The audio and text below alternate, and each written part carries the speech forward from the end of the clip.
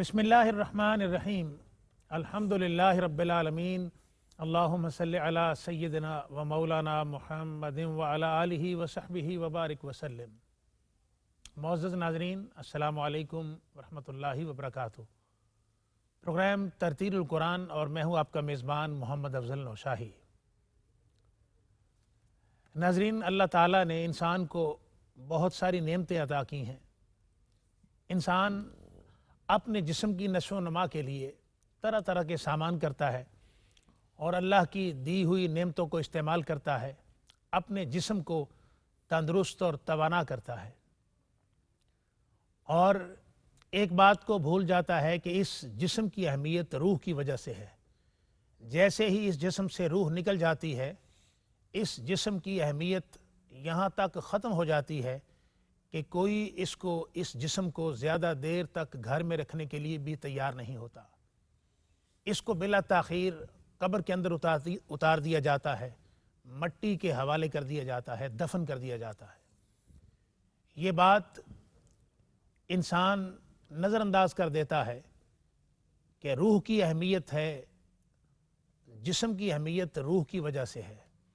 और जब रूह निकल जाती है, जिस्म को मुर्दा जिस्म कहा जाता है। लफ्ज़ मुर्दा इसके साथ ऐड कर दिया जाता है।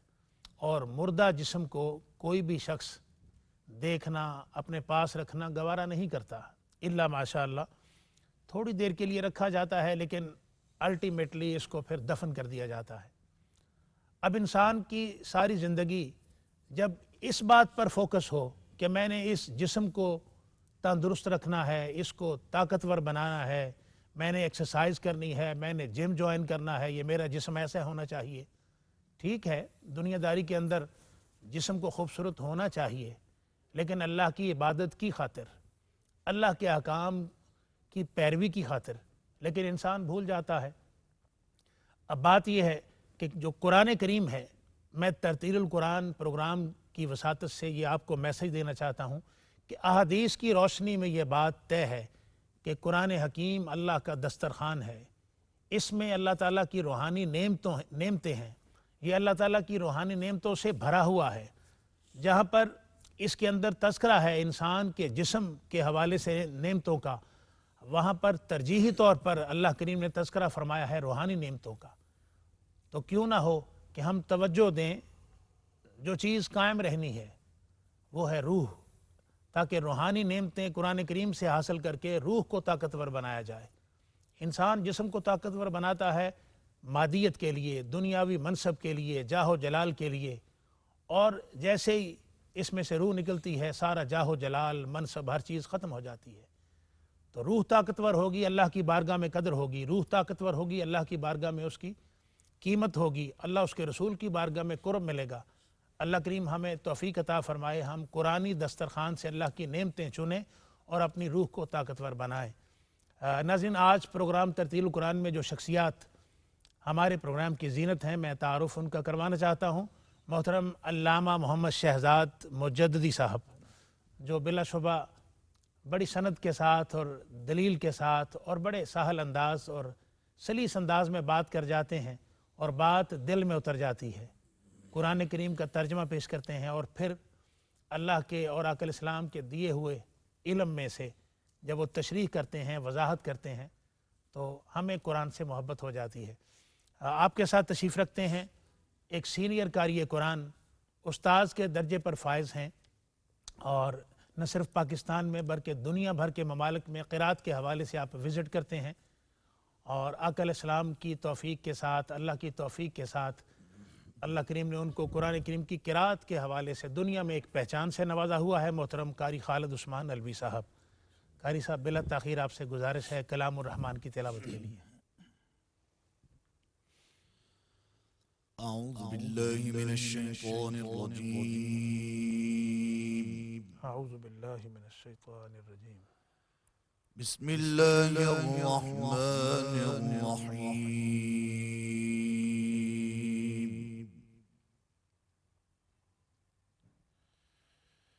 قد أفلح المؤمنون الذين هم في صلاتهم خاشعون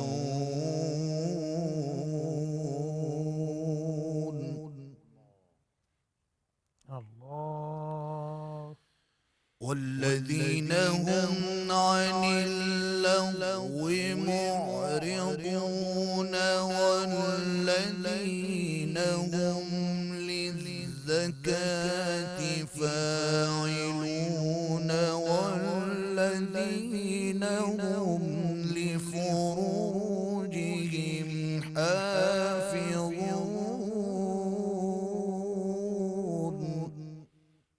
اللہ اکبر.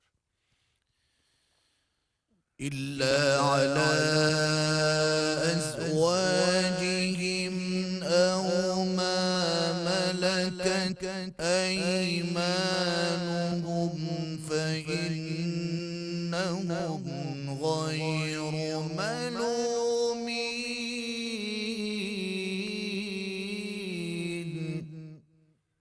اللہ. فمن ابتغى وراء ذلك فأولئك هم العادون والذين هم لأماناتهم وعهدهم راعون. اللہ. والذين هم على صلواتهم يحافظون. صدق الله العظيم. سبحان اللہ، ماشاء اللہ. ناظرین، آپ نے قاری خالد عثمان علوی صاحب سے قرآن کریم کی تلاوت سماعت کی. اب آپ کو ہم لیے چلتے ہیں محترم علامہ محمد شہزاد مجددی صاحب کے پاس ترجمہ اور تفسیر کے لیے. جی محترم. جی شکریہ. بسم اللہ الرحمن الرحیم. الحمدللہ رب العالمین والصلاة والسلام علی اشرف الانبیاء والمرسلین وعلی آلہ وصحبہ اجمعین. 18ویں پارے کا آغاز ہے، سورہ المؤمنون ہے، اور ارشاد ربانی ہے: بے شک مراد کو پہنچے ایمان والے جو اپنی نماز میں گڑ گڑاتے ہیں، خشوع اختیار کرتے ہیں. خاشعون کی تفسیر میں سیدنا عبداللہ بن عباس رضی اللہ تعالیٰ عنہما فرماتے ہیں کہ خوف الہی سے، خشیت الہی سے ان کا یہ حال ہوتا ہے جی کہ ان کا ظاہر اور ان کا باطن اللہ کی محبت کے اندر مغلوب ہو کے تڑپنے اور پھڑکنے لگ جاتا. اللہ اکبر.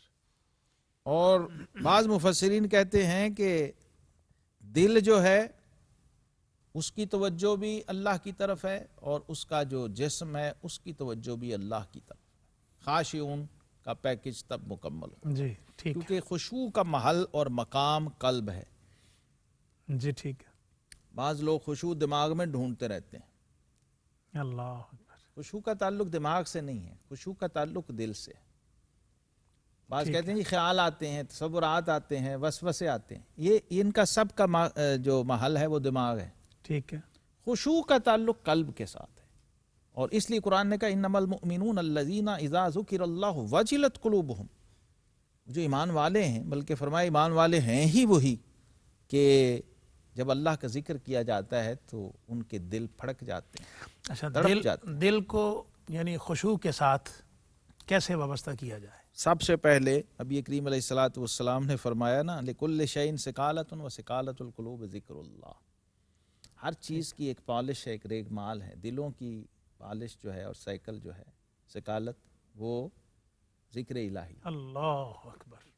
قرآن نے کہا ولا تطع من اغفلنا قلبہ عن ذکرنا واتبع ہواہ وکان امرہ فرطا. اس شخص کی پیروی نہ کرو جس کا دل ہی ہماری یاد سے غافل ہے. اللہ اکبر. تو دل کا ذاکر ہونا، دل کا شاغل ہونا، دل کا محل معرفت و محل خشوع ہونا بہت ضروری ہے، اور تعلق باللہ ہونا بہت ضروری ہے. جی ٹھیک. اس حضرات صوفیہ کرام فرماتے ہیں لا صلاۃ الا بحضور القلب. نماز حضور قلب کے بغیر ہوتی ہی نہیں. اللہ. اور امام غزالی رحمہ اللہ علیہ ہیں روایت کہ نبی کریم علیہ السلام نے فرمایا کہ اللہ اس نماز کی طرف دیکھتے بھی نہیں ہیں جس میں نمازی کا قلب شامل نہ ہو. اللہ کیوں اکبر۔ بھلا؟ کیونکہ مطلب مشہور یہاں حدیث ہے نا کہ مجھے جسم میں گوشت کا ایک لوتھڑا ہے، جی اگر جی وہ جی صحیح ہو جائے جی تو جی سارا وجود صحیح، وہ خراب ہو جائے. تو اس کا مطلب یہ ہے کہ حدیث ہے نا انما الاعمال بالنیات، اعمال کا دار و مدار نیتوں پر ہے. تو نیت کا دار و مدار کس پر ہے؟ قلب پر. قلب پر. ٹھیک. نیت قلب کا فعل ہے. اچھا یہ مجھے پھر آپ سوال کی اجازت دیں کہ کثرت کے ساتھ یہ معاملات دیکھنے میں سامنے آتے ہیں اور کثرت کے ساتھ یہ بات ہمارے کانوں تک پہنچتی ہے کہ نماز کے اندر ہم خیالات سے پاک نہیں ہو سکتے، کیا کریں؟ کوئی حرج نہیں، خیالات آتے ہی رہتے کوئی ہیں. حرج نہیں. خیالات مسئلہ ہی نہیں ہے، وسوسہ مسئلہ ہی نہیں. وسوسے میں مشغول ہونا مسئلہ ہے. ٹھیک ہے. جی جی جی. نبی کریم علیہ السلام کو جب صحابہ نے یہ کلیم کیا نا اور کمپلین بھی کی اور اس کا حل چاہا، جی تو آقا علیہ السلام نے فرمایا چور وہیں جاتا ہے جہاں مال ہو. ٹھیک ہے. اللہ اکبر. تو اس کا مطلب ایمان کا نور ہے، بندہ عبادت میں ہے تو شیطان تو اپنا کام کرے گا. ٹھیک ہے. آپ کو جو حفاظتی پروگرام بتایا گیا آپ نے اس کو فالو کیا، اس ڈسپلن کو فالو کیا، جی تو پھر آپ محفوظ رہیں گے. اور وہ کیا ہے؟ وہ فرمایا کہ وسوسہ آنا جو ہے وہ جی. بری بات نہیں، ٹھیک ہے. وسوسے میں مشغول ہونا بری بات ہے. اچھا یہ کیا ہے؟ یہ کیا ہے؟ یعنی جو خیال وسوسہ آیا نا، آپ مشغول اس میں خیال کیسے؟ میں ڈوب گئے ہیں. آپ کو خیال آیا میں آفس میں بیٹھا بزنس کر رہا ہوں، میرا کوئی کسٹمر آ گیا، جی جی. مثال ہے. ٹھیک ہے. تو اب کیا ہوا؟ آپ نے اس کو جھٹک دیا، آپ اپنی نماز کی طرف مشغول، نہ کہ آپ اس خیال میں پڑ گئے ہو مجھے خیال کیوں آیا ہے. اصل شیطان کا پلان یہ تھا کہ اس کو کسی طرح میں اس نماز سے نکال دوں. مشغول اس میں کر دوں. تو وہ اس بندے نے سمجھا کہ میں ایفیشنسی دکھا رہا ہوں، میں تو وسوسے کو جھٹک رہا ہوں. تو وسوسے کو جھٹکنا بھی وسوسہ ہے. یہ بہت باریک بات ہے نشائی صاحب، بہت باریک بات ہے. حضرت جنید بغدادی رحمۃ اللہ تعالی علیہ کے 2 مرید آئے. انہوں نے کہا کہ حضور یہ میرا پیر بھائی ہے، میرے پیچھے نماز نہیں پڑھتا، میں امام مسجد ہوں. اللہ. تو آپ نے فرمایا، دونوں مرید تھے، کہا بھائی تمہارا پیر بھائی ہے، آپ کیوں اس کے پیچھے نماز نہیں پڑھتے؟ ان کا حضور میں جب ان کے پیچھے کھڑا ہوتا ہوں، ظاہر ہے وہ صاحب نظر صاحب کشف تھے، جی جی. تو یہ کبھی جناب اپنی بکریاں باندھ رہے ہوتے ہیں، کبھی گائے کو چارہ ڈال رہے ہوتے ہیں، کبھی بیگم کے ساتھ لڑ رہے ہوتے ہیں. تو ان کے خیال اور اس طرف دھیان ہوتا ہے، کھڑے نماز میں ہوتے ہیں، جی ہاں. تو اس لیے میں نے چھوڑ دی. تو ٹھیک ہے. آپ نے فرمایا کہ اگر وہ گائے کو چارہ ڈالنے جاتا ہے تو تو اس کے پیچھے کیا کرنے جاتا ہے؟ اللہ. اس کا مطلب نماز تم دونوں ہی نہیں پڑھ رہے. اللہ. یہ ہے ناظرین، دیکھیں یہ بڑی اہم بات تھی اور آپ نے سنی. یہ کثرت کے ساتھ اعمال ہمارے ساتھ بھی پیش آتے ہیں، لیکن اس میں جو باریک بات ہے کہ وہ تو آتے ہیں، وسوسے آتے ہیں، لیکن مشغول نہیں ہونا. سبحان اللہ. اللہ کریم ہمیں توفیق عطا فرمائے. ایک بریک کے بعد آپ کی خدمت میں ہم دوبارہ حاضر ہوتے ہیں اور پھر آپ بڑی خوبصورت آواز میں قرآن کریم سنیں گے. آپ ہمارے ساتھ رہیے. خوش آمدید کہتے ہیں آپ کو ترتیل القرآن میں. اور بریک پہ جانے سے پہلے بڑی اہم بات جو جس میں سے ہم گزرتے رہتے ہیں، وسوسے نماز کے اندر آتے ہیں.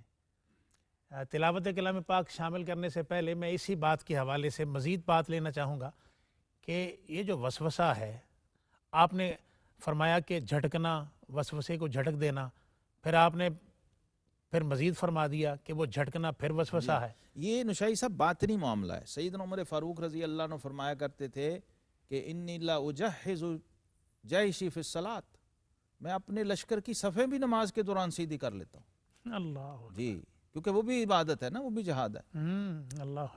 ذہن کا کہیں مشغول ہو جانا خشوع بالقلب کے خلاف نہیں. اصل بات یہی ہے، چونکہ یہ بہت ٹیکنیکل بات ہے اور یہ پریکٹسنگ جب تک نہ ہو سمجھ نہیں آتی تھیوریٹیکلی. اور ہمارا حال بھی یہی ہے، ہم مسلمان بھی ایسے ہیں. میں نے پہلے بھی عرض کیا تھا کہ ہم وہ قوم ہیں جو تھیوری کو پریکٹس سمجھ کے بیٹھے ہوئے ہیں اور پریکٹس کی نوبت ہی نہیں آتی. تو جب ہم اپنے دین کو پریکٹس کرنا شروع کر دیں گے نا، انشاءاللہ یہ والی چیزیں پھر کھلیں گی. جب آپ پر وسوسہ بیتا ہے، وسوسے کا علاج ابھی تک آپ نے پریکٹس ہی نہیں کیا تو آپ کو کیسے سمجھ آئے گا؟ اس کے لیے آپ کو فالو کرنا پڑتا ہے اپنے معالج کو اور طبیب کو. آخری بات اس میں یہ ہے، فرمایا الذین هم علی صلواتہم یحافظون، وہ جو اپنی نمازوں کی حفاظت کرتے ہیں. حافظوا علی الصلوات پہ ہم نے بات کی، یہاں بھی وہی ہے. خاشعون نصیب، یہ معراج ہے نماز کی، یہ اسی کو نصیب ہوگا جس کو یحافظون سے آغاز کیا ہوگا. اور نبی کریم رؤوف الرحیم علیہ الصلوۃ والتسلیم کے ساتھ جو نمازیں صحابہ پڑھتے تھے، وہ کہتے ہیں آپ کے سینہ مبارکہ سے 2 میل دور تک جیسے چکی چلنے کی آواز ہوتی ہے اور ہنڈیا کے ابلنے کی آواز ہوتی ہے، ایسی آواز آیا کرتی تھی.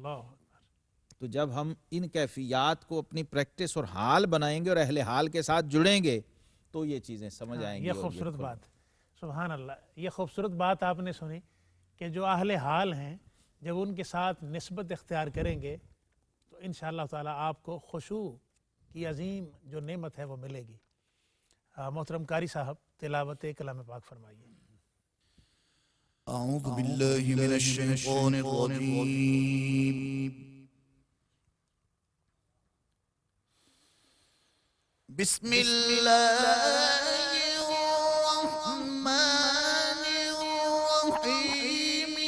أقم الصلاة لدلوك الشمس إلى غسق الليل وقرآن الفجر إن قرآن الفجر كان مشهودا. اللہ اللہ اکبر.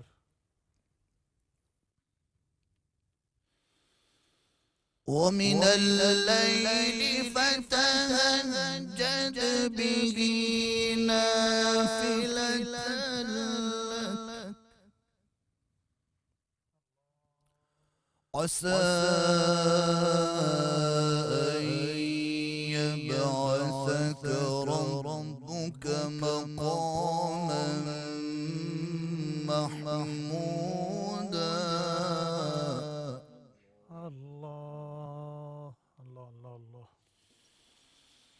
وقل رب أدخلني مدخل صدق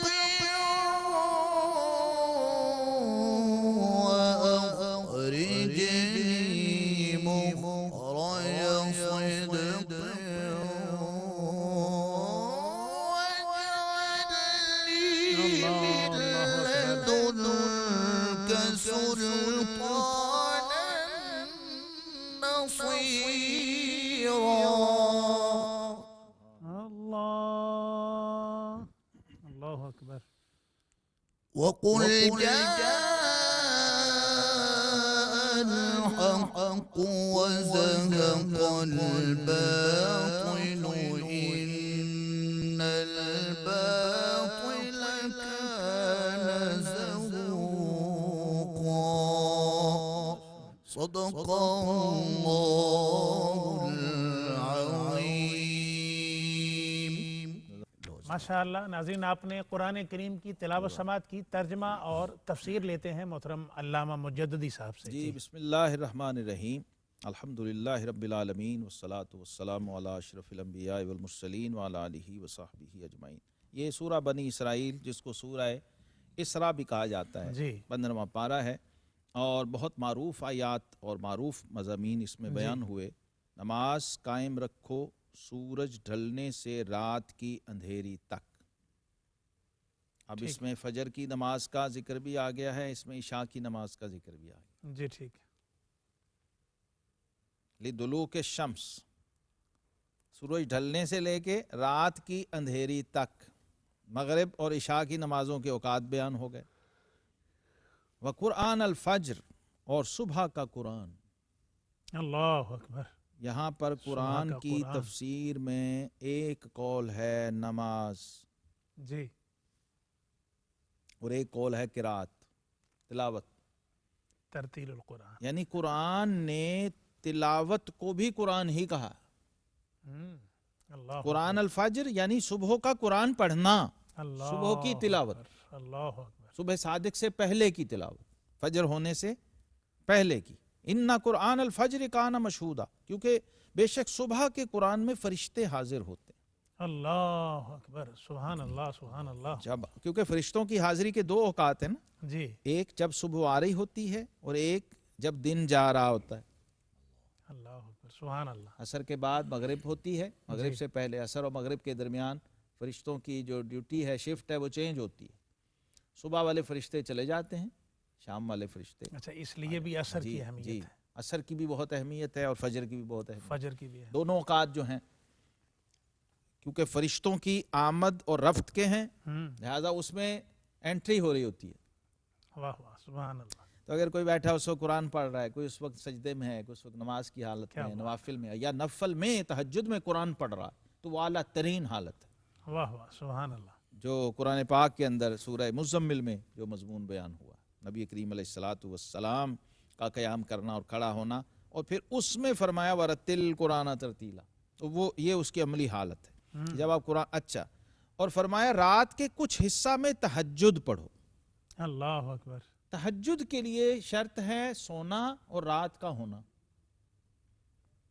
اگر آپ عشاء پڑھ کے ابھی سوئے نہیں ہیں تو تہجد نہیں، تہجد نہیں ہوگی۔ جب آپ سو گئے اس کے بعد چاہے آپ آدھے گھنٹے بعد اٹھ جائیں، اب آپ تہجد پڑھ سکتے ہیں۔ جی اور اس کا انعام کیا ہے، اس کی حیثیت کیا ہے؟ نافلۃ لک، فرمایا یہ خاص آپ کے لیے زائد ہے، ایڈیشنل ہے۔ اللہ نفل کا معنی یہاں قرآن نے بیان کر جی دیا، ہاں، جی ہاں، زائد نافل ہے، جی جی۔ اضافی ہے۔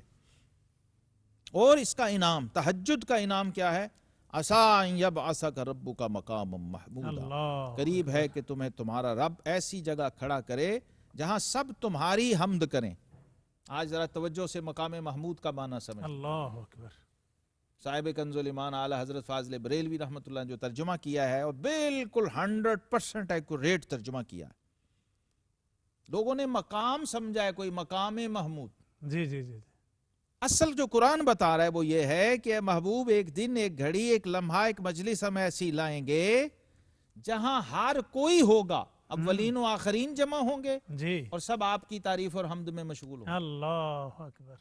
اور یہاں جو شاعر نے صلی شعر اللہ کہا ہے نا علیہ کہ وسلم، فقط اتنا سبب تھا انہیں قادِ بزم بزم محشر محشر کا، کا، کہ ان کی شان محبوبی دکھائی جانے والی دکھائی تھی۔ جانے وہ والی۔ اس آیت کریمہ کے آئینے میں آپ دیکھ واہ واہ سکتے ہیں، آپ کو نظر آتا ہے وہ مقام محمود اور مسند محمود کا معنی ہی یہ ہے اللہ۔ تعریف کیا گیا، جس کی تعریف ہو رہی ہو اور ایسی بات۔ تعریف کسی اور کی نہ ہوئی ہو، تو یہ اس کا کلائمیکس ہوگا کہ جہاں خالق بھی ان کی تعریف میں ہے اللہ اور اکبر۔ مخلوق بھی ان کی تعریف میں ہے۔ اللہ اکبر۔ اور یہ سبحان وعدہ ہے، اللہ کا وعدہ ہے اپنے محبوب کریم علیہ الصلوۃ والسلام کے صلی ساتھ۔ اللہ علیہ وسلم۔ اس لیے ہمیں اذان کے بعد دعا میں سکھایا گیا وَابْعَثْهُ مَقَامًا مَحْمُودًا الَّذِي وَعَدتَّهُ وَارْزُقْنَا شَفَاعَتَهُ يَوْمَ الْقِيَامَةِ۔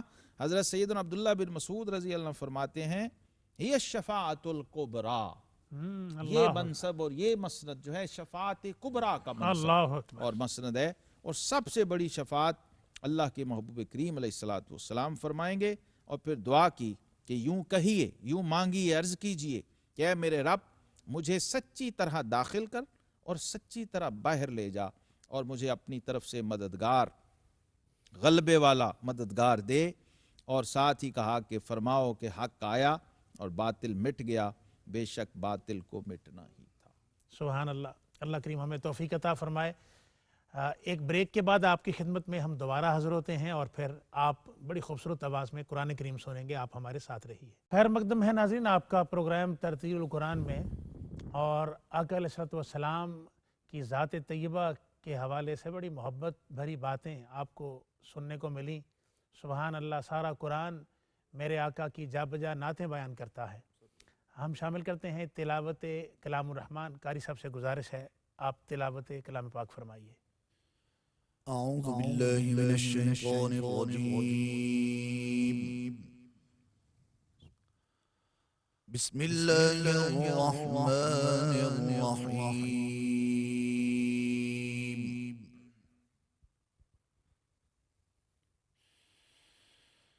أرأيت الذي يكذب بالدين فذلك الذي يدعو اليتيم ولا يحض على طعام المسكين فويل للمصلين الذين هم عن صلاتهم ساهون اللہ اکبر، اللہ اکبر۔ فويل للمصلين الذين هم عن صلاتهم ساهون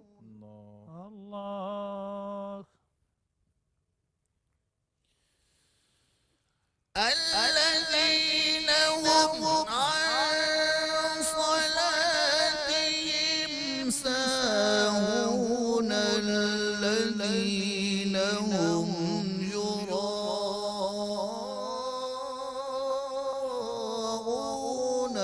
ويمنعون الماعون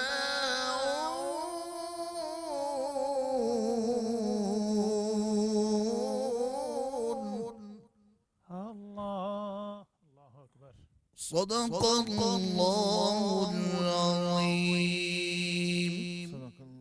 صدق اللہ العظیم۔ ناظرین، آپ نے کلام الرحمن کی تلاوت سماعت کی، ترجمہ اور تفسیر لیتے ہیں محترم علامہ مجددی صاحب سے۔ سورہ الماعون مکی سورہ مبارکہ ہے اور اس کا آدھا حصہ مکہ معظمہ میں اترا، آدھا حصہ مدینہ طیبہ میں اترا۔ جی یہ اس اعتبار سے بھی بڑی خاص الخاص سورہ مبارکہ ہے۔ اللہ اکبر۔ اور اس میں پہلی جو 3 آیات ہیں اس میں کافر کی صفات بیان ہوئی۔ مفسرین نے شان نزول میں لکھا ہے کہ یہ عاص بن وائل اور ولید بن مغیرہ، یہ دونوں کفار جو مکہ میں تھے، ان کے بارے میں اتری اور کفار کی صفات یہاں بیان کی۔ ارأیت الذی یکذب بالدین، جی بھلا دیکھو تو اس شخص کو جو دین کو جھٹلاتا ہے۔ اللہ اکبر۔ دین کو جھٹلانا یہ کافر کا شیوا ہے، کافر کی صفت۔ اور وہ دین کو اس لیے جھٹلا رہا ہے کہ اسے حق کا اس بات نہ کرنا پڑے، اور جس نظام اور دین کو وہ دین سمجھ کے چل رہا ہے جی جی جی ایسی اس کو انکار نہ کرنا پڑے۔ ٹھیک ہے۔ یہ ہوتی ہے کافرانہ صفت۔ اور قرآن ہے کسوٹی جس پہ ہم نے خود کو پرکھنا ہے کہ کہیں کوئی ایسا وائرس، کفر کا وائرس ہمارے مزاج میں تو نہیں، ہماری طبیعت میں اللہ نہیں۔ اکبر اللہ اکبر۔ وہ علامہ مجھے یاد آ گئے، انہوں نے کہا تھا کہ خود بدلتے نہیں، قرآن کو بدل دیتے ہائے ہیں۔ ہائے ہوئے کس درجہ فقیہان حرم بے توفیق۔ اللہ۔ تو بعض دفعہ ہم اس کوشش میں لگ جاتے ہیں کہ خود کو بدلنے کی بجائے ٹیکسٹ کو بدل دیا جائے، نظام کو بدل دیا جائے، قرآن اور سنت کو بدلنے کی کوشش کی جائے، جو کہ ممکن نہیں اور ہے۔ علامہ صاحب، یہ قرآن کریم کی اپنے انداز میں تشریح کرنا، بالکل اور دیکھیں جو عالم دین ہے وہ تو اس منصب پر فائز ہے، جی ہاں، لیکن عام بندہ تشریح کرنے لگ جاتا یہ ہے، کفر ہے۔ اور تفسیر معنی کو بالرائے جو موڑتا ہے اپنی ہے طرف۔ اس کو من تفسر القرآن برائے فقد کفر، نبی کریم علیہ الصلوۃ والسلام نے فرمایا۔ جس نے صرف قرآن کو اپنے تابع کرنے کے لیے اور اپنی استغفر منمانی اللہ تعویل کرنے کے لیے تفسیر قرآن کی اس نے کفر کیا۔ استغفر اللہ العظیم۔ قرآن و سنت کے مزاج کو جب تک آپ نہیں جانتے جی۔ ہیں، آپ انٹرپریٹیشن نہیں کر سکتے ہیں، اور یہ الوہی کلام ہے، یہ تو اللہ معجزہ ہے سرکار کائنات امام الانبیاء والمرسلین صلی اللہ تعالی علیہ وسلم کا، کہ ان کی امت ان پر اترنے والے قرآن کی تفسیر کر رہی ہے۔ اللہ اکبر، سبحان اللہ سبحان اللہ۔ قرآن کریم ہمیں کیا کیا درس دیتا ہے، اور جب ہم عمل نہیں کرتے تو معاشرے کے اندر ایک کیا نظام بپا ہو جاتا ہے، غیر مستحکم، بے سکونی اور انتشار۔ یہ سارے معاملات اسی وجہ سے ہیں کہ ایک نان کوآپریشن ایٹماسفیئر ہم نے پیدا کیا ہوا ہے، جبکہ قرآن کا حکم کچھ اور ہے۔ اسی گفتگو کی روشنی میں علامہ صاحب آپ کے یہ اشعار جو قرآن کریم کے اندر مضامین اللہ کریم نے بیان فرمائے، اس پر میں آج کے پروگرام کو وائنڈ اپ کروں گا کہ تزکیہ و صبر و تسلیم و رضا کا درس ہے قرآن کریم، تزکیہ و صبر و تسلیم و رضا کا درس ہے، ایک نظام عدل ہے، احسان ہے قرآن میں، اور ہے یہی شہزاد رب کی آخری زندہ کتاب، ریب سے خالی ہے جو فرمان ہے قرآن میں۔ اللہ کریم ہمیں توفیق عطا فرمائے کہ جو قرآنی فکر ہے، جو قرآنی مضامین ہیں، ہم ان کو پڑھیں اور اس فکر کو اپنے اعمال میں ڈھالیں۔ ناظرین، پروگرام ترتیل القرآن کا وقت اپنے اختتام کو پہنچتا ہے۔ میں مہمانوں کا بار دیگر بہت شکریہ ادا کرتا ہوں۔ انشاءاللہ تعالی اگلے پروگرام میں آپ سے ملاقات ہوگی۔ اپنے میزبان محمد افضل نوشاہی کو اجازت دیں۔ والسلام علیکم ورحمۃ اللہ وبرکاتہ۔